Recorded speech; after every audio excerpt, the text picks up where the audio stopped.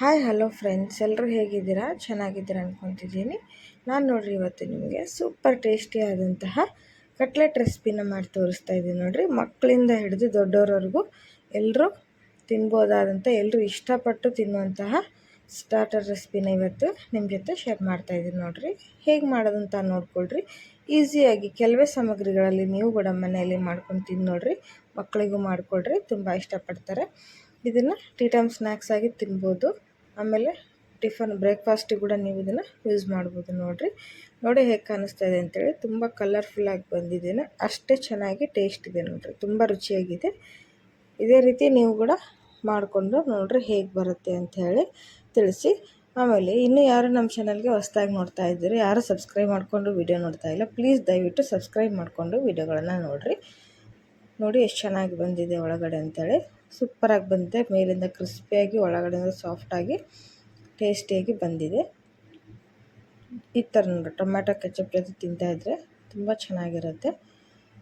ನೀವು ಹಾಗೆ ಕೂಡ ತಿನ್ಬೋದು, ಅಷ್ಟು ಟೇಸ್ಟಿಯಾಗಿರುತ್ತೆ. ನಾವೆಲ್ಲ ಕರೆಕ್ಟಾಗಿ ಹಾಕಿರೋದ್ರಿಂದ ತುಂಬ ಚೆನ್ನಾಗಿರುತ್ತೆ. ಹಾಗಾದರೆ ನೋಡಿರಿ, ಕ್ವಿಕ್ಕಾಗಿ ಹೇಗೆ ಮಾಡೋದು ಅಂತ ನೋಡ್ಕೊಂಬರೋಣ.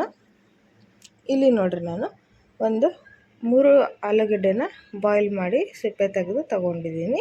ಇದು ಕಂಪ್ಲೀಟಾಗಿ ತಣ್ಣಗಾಗಲಿ. ಈಗ ಇದಕ್ಕೆ ಒಂದು ಅರ್ಧ ಕಪ್ಪಷ್ಟು ನಾನು ಬಟಾಣಿನ ಸೇರಿಸ್ತಾ ಇದ್ದೀನಿ.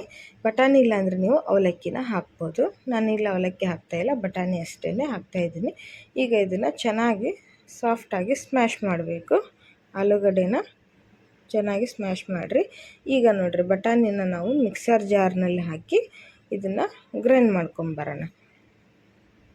ನಾನಿಲ್ಲಿ ಕುದಿಸಿ ತೊಗೊತಾ ಇಲ್ಲ, ಬಟಾಣಿನ ಗ್ರೈಂಡ್ ಮಾಡಿ ಹಾಕ್ತಾಯಿದ್ದೀನಿ. ನೋಡಿರಿ, ಟೇಸ್ಟ್ ತುಂಬ ಚೆನ್ನಾಗಿರುತ್ತೆ. ಇದು ಹಸಿ ಬಟಾಣಿನ ಹಾಕ್ತಾಯಿದ್ದೀನಿ ನಾನು. ಇಲ್ಲಾಂದರೆ ಒಣ ಬಟಾಣಿನ ನೀವು ರಾತ್ರಿನ ನೆನೆ ಇಟ್ಟು ಮಾಡ್ಕೋಬೋದು. ಇಷ್ಟು ನೈಸಾಗಿದ್ದರೆ ಸಾಕು. ಈಗ ಇಲ್ಲಿ ಸ್ಮ್ಯಾಶ್ ಮಾಡಿದಂಥ ಆಲೂಗಡ್ಡೆಗೆ ಗ್ರೈಂಡ್ ಮಾಡಿ ತಗೊಂಡಂತಹ ಬಟಾಣಿನ ಹಾಕಿ ನೀರು ಹಾಕಕ್ಕೆ ಹೋಗಬೇಡ್ರಿ. ಹಾಗೆ ಡ್ರೈ ಆಗಿ ನೀವು ಅದನ್ನು ಗ್ರೈಂಡ್ ಮಾಡ್ಕೋಬೇಕು. ನೀರು ಹಾಕಿದರೆ ಕಟ್ಲೆಟು ಚೆನ್ನಾಗಿ ಬರೋದಿಲ್ಲ. ಡ್ರೈ ಆಗಿ ನೀವು ಇದನ್ನು ಗ್ರೈಂಡ್ ಮಾಡ್ಕೋಬೇಕಾಗುತ್ತೆ. ನೋಡಿರಿ, ಈಗ ಇದಕ್ಕೆ ರುಚಿಗೆ ತಕ್ಕಷ್ಟು ಉಪ್ಪನ್ನು ಹಾಕ್ತಾಯಿದ್ದೀನಿ ನಾನು. ಆಮೇಲೆ ಇದಕ್ಕೆ ನೋಡಿರಿ, ಹಸಿಮೆಣ್ಸಿನ್ಕಾಯಿ ಪೇಸ್ಟನ್ನು ಹಾಕ್ತಾಯಿದ್ದೀನಿ. ನೀವು ಅಚ್ಚ ಖಾರದ ಪುಡಿನೂ ಹಾಕ್ಬೋದು. ನೋಡಿರಿ, ಇದಕ್ಕೆ ಸ್ವಲ್ಪ ಅರಿಶಿನ ಪುಡಿ ಹಾಕ್ತಾಯಿದ್ದೀನಿ. ಒಂದು ಅರ್ಧ ಸ್ಪೂನಷ್ಟು ಅರಿಶಿನ ಪುಡಿ ಹಾಕಿ, ಇಲ್ಲಿ ಹಸಿಮೆಣ್ಸಿನ್ಕಾಯನ್ನು ಸಹಿತ ನಾನು ಗ್ರೈಂಡ್ ಮಾಡಿ ತೊಗೊಂಡಿದ್ದು ಪೇಸ್ಟ್ ಇರುತ್ತಲ್ವ, ಅದನ್ನು ಹಾಕ್ತಾಯಿದ್ದೀನಿ. 1 ಸ್ಪೂನ್ ಧನಿಯಾ ಪುಡಿ, 1 ಸ್ಪೂನ್ ಗರಂ ಮಸಾಲಾನ ಹಾಕಿ, ಆಮೇಲೆ ಇದಕ್ಕೆ ಒಂದು ಅರ್ಧ ಕಪ್ಪಷ್ಟು ನಾನು ಅಕ್ಕಿ ಹಿಟ್ಟನ್ನು ಹಾಕ್ತಾಯಿದ್ದೀನಿ. ನೋಡಿರಿ, ಈಗ ಇದನ್ನು ಚೆನ್ನಾಗಿ ಮಿಕ್ಸ್ ಮಾಡ್ಕೊಳ್ಳೋಣ. ಹಿಟ್ಟು ಆಲೂಗಡ್ಡೆ ಎಲ್ಲ ಚೆನ್ನಾಗಿ ಸಾಫ್ಟ್ ಆದ ಒಂದು ಬ್ಯಾಟರ್ನ ನಾವಿಲ್ಲಿ ರೆಡಿ ಮಾಡಬೇಕು.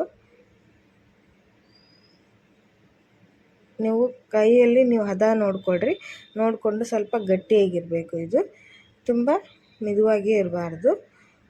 ನೀವು ಆಲೂಗಡ್ಡೆ ಎಷ್ಟು ತೊಗೊಂಡಿರ್ತೀರೋ ಅದ್ರ ಮೇಲೆ ಡಿಪೆಂಡ್ ಆಗುತ್ತೆ. ನೋಡಿರಿ, ಈಗ ಚೆನ್ನಾಗಿ ಇದನ್ನು ಮಿದ್ಕೊಳ್ರಿ. ಸಾಫ್ಟ್ ಆದಂಥ ಬ್ಯಾಟರಲ್ಲಿ ರೆಡಿ ಆಗಬೇಕು. ನೋಡಿರಿ, ಈ ಥರ ಮಾಡಿಕೊಳ್ರಿ. ಹೀಗೆ ರೆಡಿ ಮಾಡಿ ತೊಗೊಳ್ರಿ. ಈ ಥರ ಉಂಡೆಯಾಗಿ ಗಟ್ಟಿಯಾಗಿಯೇ ಇರಬೇಕು. ಇವಾಗ ಇದಕ್ಕೆ ಸ್ವಲ್ಪ ಕೈಗೆ ಎಣ್ಣೆ ಸವರ್ಕೊಂಡ್ಬಿಟ್ಟು ಇದನ್ನು ಇವಾಗ ಕಟ್ಲೆಟ್ಸನ್ನು ರೆಡಿ ಮಾಡ್ಕೊಳ್ಳೋಣ. ನೋಡಿ, ನಿಮಗೆ ಯಾವ ಗಾತ್ರದಲ್ಲಿ ಬೇಕೋ ಅಷ್ಟು ಹಾಗೆ ನೀವು ಮಾಡ್ಕೋಬೋದು. ನಾನಿಲ್ಲಿ ತುಂಬ ದಪ್ಪಗಾಗಿ ಮಾಡ್ತಾಯಿಲ್ಲ, ಸ್ವಲ್ಪ ಮೀಡಿಯಮ್ ಇದರಲ್ಲಿ ಮಾಡ್ತಾಯಿದ್ದೀನಿ. ನೋಡಿ, ಇಷ್ಟ ಆದರೆ ಸಾಕು. ನೋಡಿ, ಎಡ್ಜಸ್ ಎಲ್ಲ ಚೆನ್ನಾಗಿ ಇದನ್ನು ಪ್ರೆಸ್ ಮಾಡಿರಿ, ಯಾಕಂದರೆ ಅದು ಕ್ರ್ಯಾಕ್ಸ್ ಬಿಡುತ್ತಲ್ವ. ಚೆನ್ನಾಗಿ ಇದನ್ನು ಏನು ಕ್ರ್ಯಾಕ್ಸ್ ಇಲ್ಲದೆ ಇರೋ ರೀತಿ ಚೆನ್ನಾಗಿತ್ತು ಪ್ರೆಸ್ ಮಾಡಿಕೊಂಡು ರೌಂಡಾಗಿ ಮಾಡ್ಕೊಂಡ್ಬಿಟ್ರೆ ನೋಡಿರಿ, ಕಟ್ಲೆಟ್ಸು ರೆಡಿ ಆಗುತ್ತೆ.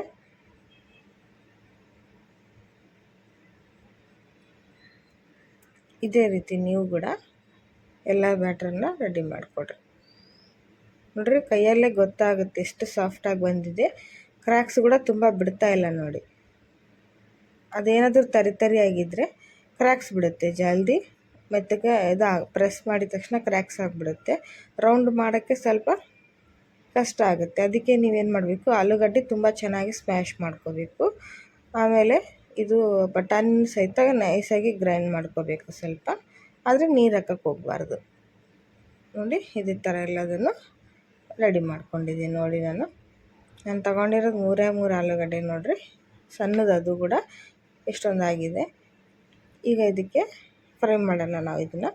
ಈಗ ಒಂದು ತವಾ ಅಥವಾ ಕಡಾಯಿ ಏನಾದರೂ ಬಿಸಿ ಮಾಡಿಕೊಂಡು, ಈಗ ಇದಕ್ಕೆ ನಾನಿಲ್ಲಿ ಶಾಲೋ ಫ್ರೈ ಮಾಡ್ತಾಯಿದ್ದೀನಿ.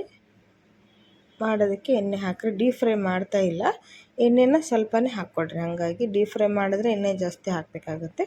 ನಾನಿಲ್ಲಿ ಶಾಲೋ ಫ್ರೈ ಮಾಡ್ತಾ ಇರೋದ್ರಿಂದ ಎಣ್ಣೆನ ಸ್ವಲ್ಪನೇ ಹಾಕ್ತಾಯಿದ್ದೀನಿ. ಒಂದು 4 ಟೇಬಲ್ ಸ್ಪೂನಷ್ಟು ಎಣ್ಣೆನ ಹಾಕ್ತಾಯಿದ್ದೀನಿ ನೋಡಿರಿ. ಇಲ್ಲಿ ಎಣ್ಣೆ ಬಿಸಿ ಆಗಲಿ. ಈಗ ನಾನು ರೆಡಿ ಮಾಡ್ಕೊಂಡಂಥ ಕಟ್ಲೆಟ್ಸನ್ನು ನೋಡಿರಿ, ಈ ಥರ ಬ್ರೆಡ್ ಕ್ರಮ್ಸ್ ತೊಗೊಳ್ರಿ. ಬ್ರೆಡ್ ಕ್ರಮ್ಸ್ ಮನೆಯಲ್ಲೇ ಮಾಡ್ಕೊಂಡಿದ್ದೀನಿ ನಾನು. ಉಳಿದಂಥ ಬ್ರೆಡ್ಡನ್ನು ಮಿಕ್ಸರ್ ಜಾರಿಗೆ ಹಾಕ್ಕೊಂಡ್ರೆ ಬ್ರೆಡ್ ಕ್ರಮ್ಸ್ ರೆಡಿ ಆಗುತ್ತೆ. ಇಲ್ಲ ಅಂದರೆ ನೀವು ಅಂಗಡಿಲಿ ಸಹಿತ ಸಿಗುತ್ತೆ ಬ್ರೆಡ್ ಕ್ರಮ್ಸ್, ಅದನ್ನು ಸಹಿತ ಯೂಸ್ ಮಾಡ್ಬೋದು. ಮನೇಲಿ ಏನಾದರೂ ಬ್ರೆಡ್ ಪೀಸಸ್ ಉಳಿದಿದ್ದರೆ ಈ ಥರ ನೋಡಿರಿ ಮಿಕ್ಸರ್ ಜಾರಿಗೆ ಹಾಕ್ಕೊಂಡು ಅದನ್ನು ಪೌಡ್ರ್ ಥರ ಮಾಡಿಕೊಂಡ್ರೆ ಬ್ರೆಡ್ ಕ್ರಮ್ಸ್ ಮನೆಯಲ್ಲೇ ಮಾಡ್ಬೋದು ನೋಡಿರಿ. ನಾನು ಅದೇ ಥರ ಮನೆಯಲ್ಲಿರೋ ಬ್ರೆಡ್ ಕ್ರಮ್ಸೇ ಯೂಸ್ ಮಾಡ್ತಾಯಿದ್ದೀನಿ. ಅದರಲ್ಲಿ ಇದನ್ನು ಚೆನ್ನಾಗಿ ಡಿಪ್ ಮಾಡಿರಿ ನೋಡಿರಿ, ಈ ಥರ ಚೆನ್ನಾಗಿ ಕೋಟ್ ಮಾಡಿರಿ.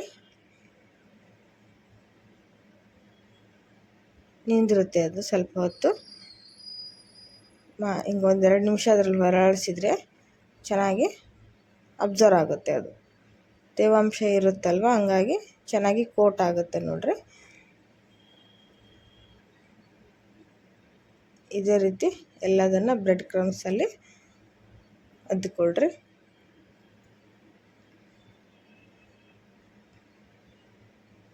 ನೀವು ಬ್ರೆಡ್ ಕ್ರಮ್ಸ್ ಇಲ್ಲ ಅನ್ನೋರು ಏನು ಮಾಡಬೇಕಂದ್ರೆ, ಫಸ್ಟ್ ನಾನು ಅವಲಕ್ಕಿ ತೋರಿಸಿದ್ನಲ್ವ, ಅದನ್ನು ಸ್ವಲ್ಪ ಮಿಕ್ಸರ್ ಜಾರಿಗೆ ಹಾಕಿ ಗ್ರೈಂಡ್ ಮಾಡಿಕೊಂಡು ಪೌಡ್ರ್ ಥರ ಮಾಡಿಕೊಂಡು ಅದರಲ್ಲಿ ಸಹಿತ ಡಿಪ್ ಮಾಡ್ಬೋದು ನೀವು. ಇಲ್ಲಿ ನೋಡಿರಿ ಎಣ್ಣೆ ಕಾದಿದೆ. ಇದಕ್ಕೆ ನಾನೀಗ ಬ್ರೆಡ್ ಕ್ರಮ್ಸಲ್ಲಿ ಅದ್ದಿದಂಥ ಕಟ್ಲೆಟ್ಸನ್ನು ಹಾಕ್ತೀನಿ ನೋಡಿರಿ. ನಾನು ಶಾಲೋ ಫ್ರೈ ಮಾಡ್ತಾಯಿದ್ದೀನಿ, ನೀವು ಬೇಕಾದರೆ ಡೀಪ್ ಫ್ರೈನೂ ಮಾಡ್ಕೋಬೋದು.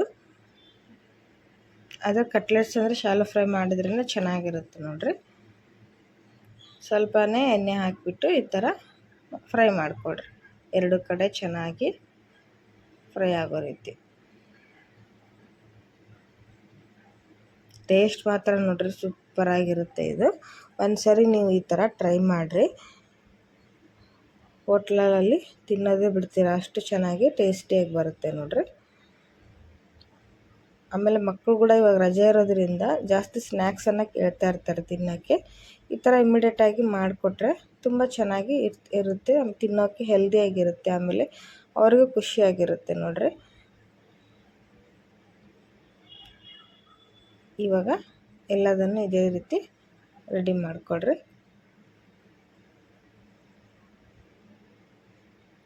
ಸ್ವಲ್ಪ ಎಣ್ಣೆನ ಎಲ್ಲ ಕಡೆ ಸ್ಪ್ರೆಡ್ ಮಾಡಿರಿ, ಅಂದರೆ ತಳ ಹಿಡಿಯೋದಿಲ್ಲ, ಚೆನ್ನಾಗಿ ಫ್ರೈ ಆಗುತ್ತೆ.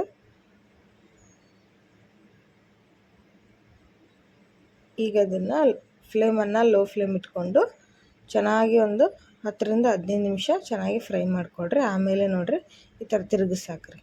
ನೋಡಿರಿ ಎಷ್ಟು ಚೆನ್ನಾಗಿ ಬೆಂದಿದೆ ಅಂಥೇಳಿ, ಸೂಪರಾಗಿ ಬಂದಿದೆ, ತುಂಬ ಕಲರ್ಫುಲ್ಲಾಗಿ ಕಾಣಿಸ್ತಾ ಇದೆ ನೋಡಿರಿ.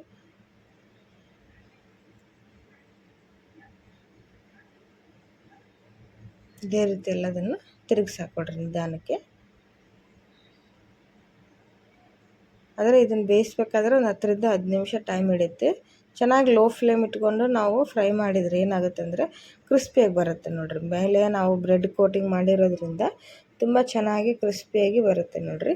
ಈಗ ಇದನ್ನೀಗ ಲೋ ಫ್ಲೇಮ್ ಇಟ್ಟು ಚೆನ್ನಾಗಿ ಫ್ರೈ ಮಾಡ್ಕೊಳ್ಳೋಣ ನೋಡಿರಿ. ಈ ಥರ ಆಗಬೇಕು ಪೂರ್ತಿ ನೋಡಿರಿ, ಕ್ರಿಸ್ಪಿಯಾಗಿ ಡ್ರೈ ಆಗಿದೆ ನೋಡಿರಿ, ಚೆನ್ನಾಗಿ ಫ್ರೈ ಆಗಿದೆ. ಈಗ ಇದನ್ನು ಪ್ಲೇಟಿಗೆ ತೆಗೆದು ಸರ್ವ್ ಮಾಡೋಣ ನೋಡಿರಿ, ತುಂಬ ಚೆನ್ನಾಗಿ ಬಂದಿದೆ. ಅದಕ್ಕೆ ನಾನು ಹೇಳಿದ್ದು ಸ್ವಲ್ಪ ಲೋ ಫ್ಲೇಮ್ ಇಟ್ಕೊಂಡು 10-15 ನಿಮಿಷ ಚೆನ್ನಾಗಿ ಒಂದು ಫ್ರೈ ಮಾಡ್ಕೊಂಡ್ಬಿಟ್ರೆ ತುಂಬ ಟೇಸ್ಟಿಯಾಗಿರುತ್ತೆ ನೋಡಿರಿ. ಈಗ ಇದಕ್ಕೆ ಸ್ವಲ್ಪ ಮೇಲೆ ನಾನು ಪುದೀನ ಸೊಪ್ಪನ್ನು ಹಾಕಿ ಸ್ವಲ್ಪ ಟೊಮ್ಯಾಟೊ ಕೆಚಪ್ ಜೊತೆ ಸರ್ವ್ ಮಾಡ್ತಾಯಿದ್ದೀನಿ ನೋಡಿರಿ. ಸ್ವಲ್ಪ ಮಕ್ಕಳಿಗೆ ಇಂಟ್ರೆಸ್ಟಿಂಗ್ ಆಗಲಿ, ಸ್ವಲ್ಪ ಚೆನ್ನಾಗಿ ಕಾಣಿಸ್ಲಿ ಅಂಥೇಳಿ. ಯಾಕಂದರೆ ಈ ಥರ ಕಲರ್ಫುಲ್ಲಾಗಿ ಮಾಡಿಕೊಟ್ರೆ ಅವರು ಕೂಡ ಇಷ್ಟಪಡ್ತಾರೆ. ಎಲ್ಲ ಫುಲ್ ತಟ್ಟೆನ ಖಾಲಿ ಮಾಡ್ತಾರೆ ನೋಡಿರಿ, ಅಷ್ಟು ಚೆನ್ನಾಗಿರುತ್ತೆ. ನಾನು ಇಲ್ಲಿ ತೋರಿಸ್ತಾ ಇದ್ದೀನಿ ಹೇಗೆ ಬಂದಿದೆ ಅಂತೇಳಿ ನೋಡಿರಿ. ಸ್ವಲ್ಪ ಕೂಡ ಎಣ್ಣೆ ಇಲ್ಲ, ಹೀರ್ಕೊಂಡಿಲ್ಲ ಜಾಸ್ತಿ. ಆಮೇಲೆ ಕ್ರಿಸ್ಪಿಯಾಗಿದೆ, ತುಂಬ ಚೆನ್ನಾಗಿ ನೋಡಿರಿ, ಎಣ್ಣೆನೇ ಜಾಸ್ತಿ ಹೀರ್ಕೊಂಡಿಲ್ಲ. ನೀವು ಹಾಗೇನೂ ತಿನ್ಬೋದು ಇದನ್ನು, ಯಾಕಂದರೆ ಉಪ್ಪು ಖಾರ ಕರೆಕ್ಟಾಗಿ ಹದವಾಗಿ ಹಾಕಿದರೆ ನಮಗೆ ಸೈಡ್ಗೆ ಏನು ಬೇಕಾಗೋದಿಲ್ಲ ನೋಡಿರಿ ತಿನ್ನೋಕ್ಕೆ. ತುಂಬ ಚೆನ್ನಾಗಿದೆ, ತುಂಬ ಟೇಸ್ಟಿಯಾಗಿ ಬಂದಿದೆ. ಒಂದು ಸರಿ ಇದನ್ನು ಟ್ರೈ ಮಾಡಿ ನೋಡಿರಿ. ವಿಡಿಯೋ ನೋಡೋದಕ್ಕೆ ಧನ್ಯವಾದಗಳು. ವಿಡಿಯೋಗೆ ಲೈಕ್ಸ್ ಆ್ಯಂಡ್ ಶೇರ್ ಮಾಡಿರಿ. ಬಾಯ್.